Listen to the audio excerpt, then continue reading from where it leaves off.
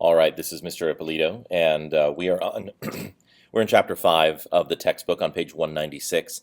The section is titled A Time of Conflict, and we're specifically learning about the time period leading up to the War of 1812. So, what are the factors that led to, what are some of the things around the world, the way that we dealt with other countries, our foreign policy is what we call that. Foreign policy is the way that we relate to other countries. So, how did our foreign policy, our trade, how did that lead us ultimately into the War of 1812?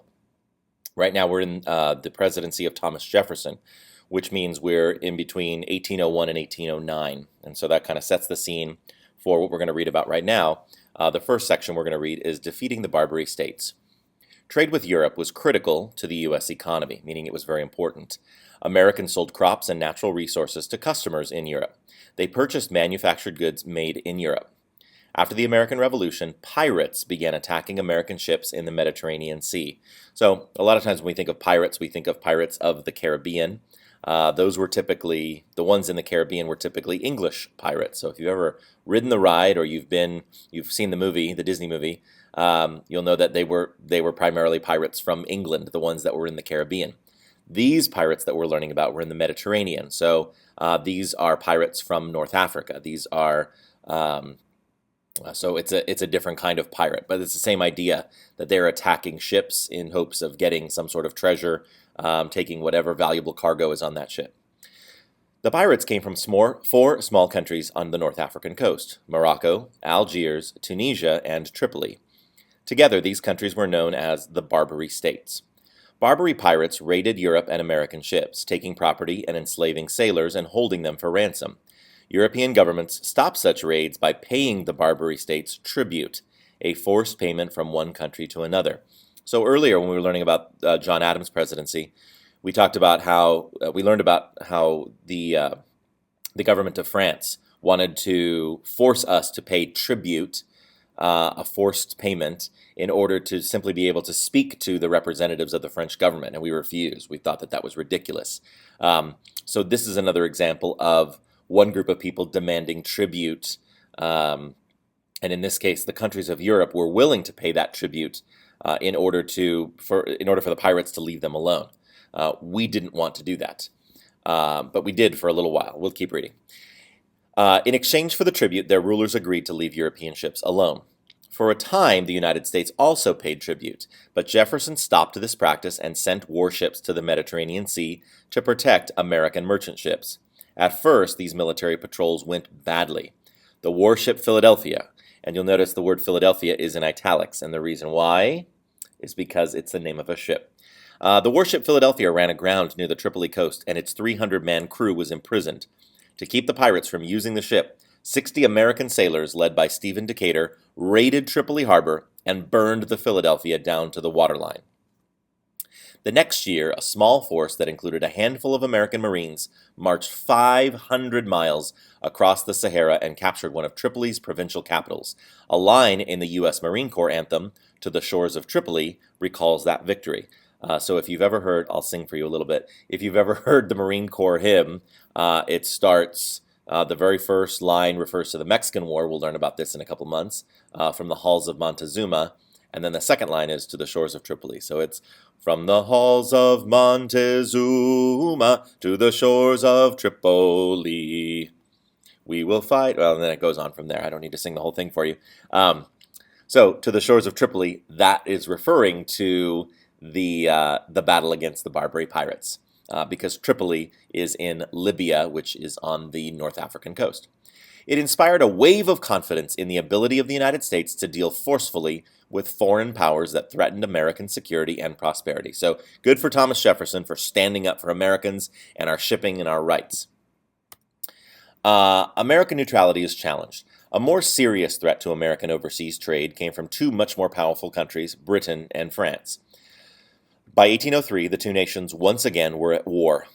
Britain and France were at war pretty much over the course of 400 years, off and on, starting with the Hundred Years' War back in the 1400s and just kind of continuing off and on for centuries. The United States remained neutral, meaning you're not taking sides. Because it was neutral, the United States continued trading with both Britain and France. The war in Europe had created opportunities for Americans to sell their products there. Meanwhile, Britain and France looked for ways to weaken each other. One method was to cut off the other country's foreign trade. British warships started seizing American ships trading with France. French warships did the same to American ships trading with Britain. Between 1803 and 1807, France seized 500 American ships and Britain seized more than 1,000. You can see this is a problem for the United States. Britain badly needed sailors for its war against France, so it turned again to impressment. We learned about impressment back in the last thing we were learning about with President John Adams. As a result, thousands of American sailors were forced to serve in the British Navy. And if you take a look at the picture on page 197, there's that picture right there. This is a depiction you'll see if you read the caption on page 197. It says a 19th century wood print shows unfortunate American sailors being impressed by British gangs. Conditions on board British warships were harsh. And that critical thinking question asks, what impact do you think impressment had on the performance of the British Navy? So if you think about it, if American sailors are being forced against their will to serve in the British Navy, how effective is the British Navy going to be when you have Americans held against their will being forced to serve on these ships? How effective do you really think that can be? So that's something interesting to think about. Turning now to page 198. Beginning in 1805, Britain and France increased their efforts to attack trade with their foes.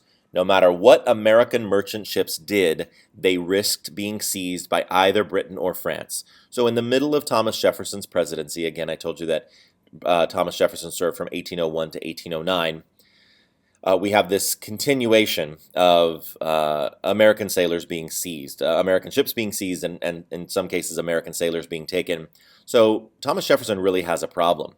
If we had thousands of American ships being seized today, of course President Obama would be forced to act. And so you can see the problem that Thomas Jefferson has here.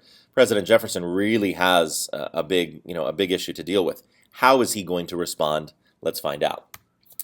Jefferson responds with an embargo. The president looked for peaceful methods to force Britain and France to respect American neutrality. That's usually what presidents try to do. Before we go to war, we try to find a diplomatic solution. We can talk it out. We can figure it out. Maybe we use trade as a tool to try to force the other country to do something different. So let's see if this works. The president looked for peaceful methods to force Britain and France to respect American neutrality.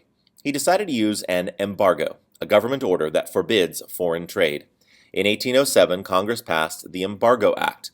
It imposed a total embargo on American ships sailing to any foreign port. Jefferson predicted that both countries would soon cease attacking American ships. So here's the idea. We will not trade with any country. We have decided we are just going to shut trade down completely. Now, we of course avoid having our ships being seized. We avoid having our sailors being taken, impressed. But you can imagine if we shut down trade completely with all countries of the world, that affects our economy. Let's find out. Things did not turn out as Jefferson expected, of course. Indeed, the big loser proved to be the United States. In just 1 year, American exports fell from $109 million to $25 million. Prices of American crops declined, hurting farmers and planters. Tens of thousands of Americans lost their jobs. Oops. Jefferson is now realizing maybe he made the wrong decision. Many Americans were outraged by the embargo. Anger was greatest in New England. This is important for you to note because New England is going to be a factor in the War of 1812. So listen and pay attention. Where merchants depended heavily on foreign trade. That makes sense if you think about the economy of the Americas during this time.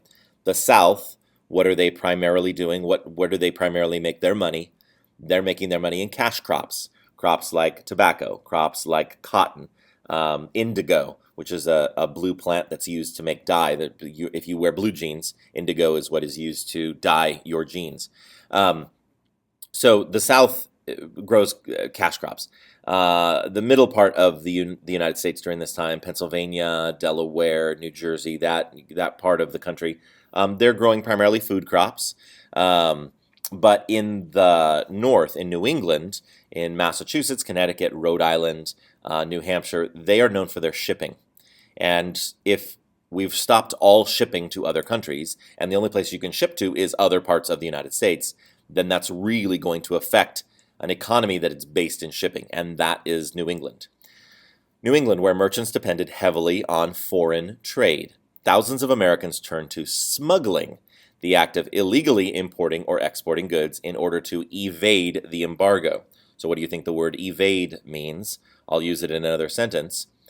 I slipped out the back door in order to evade my parents. You're trying to avoid them. You're trying to get around a rule, and you're trying to kind of be sneaky. Smuggling, that's sneaky. You are violating the law in order to continue to trade, in order to continue to sell your stuff. Congress finally repealed the Embargo Act in 1809, just before Jefferson left office. Then Congress passed a law reopening foreign trade with every country except Britain and France. The law stated that the United States would trade with those countries when they started respecting America's trading rights as a neutral nation. And actually, if you want to get into the specifics, the first law that Congress passed, it was called the Non-Intercourse Act. Eighth graders always get a kick out of the term Non-Intercourse Act. The Non-Intercourse Act, that was the act of Congress that basically said, we will trade with every country except Britain and France. And of course, Britain and France were our two primary trade partners. So that really, we're going to trade with Spain, we'll trade with Portugal, we'll trade with Denmark. We really weren't doing a whole lot of business with these other countries. Our two biggest customers, our two biggest trade partners were Britain and France. So the Non-Intercourse Act really didn't do a whole lot to help the situation. There was actually a third law. It's called Makin's Bill number 4. That was the one where the United States said, you know what, we'll start trading with Britain or France when you start treating us nicely. So we'll see where that goes, because this is going to, we're now in 1809. We're at the end of Jefferson's presidency, and we're moving into the presidency of James Madison. You'll remember James Madison because he was the primary author of the Constitution. He was also one of the authors of the Federalist Papers. He's going to be our next president, and we'll learn more about him, his presidency, and how he deals with foreign policy when we ultimately go to war in the War of 1812. Thanks for listening. Hope you learned some. And at this time, if you haven't already done so, you can go ahead and begin answering the questions that are on the foreign policy, war and foreign policy handout that you got yesterday. Thanks. Have a great day.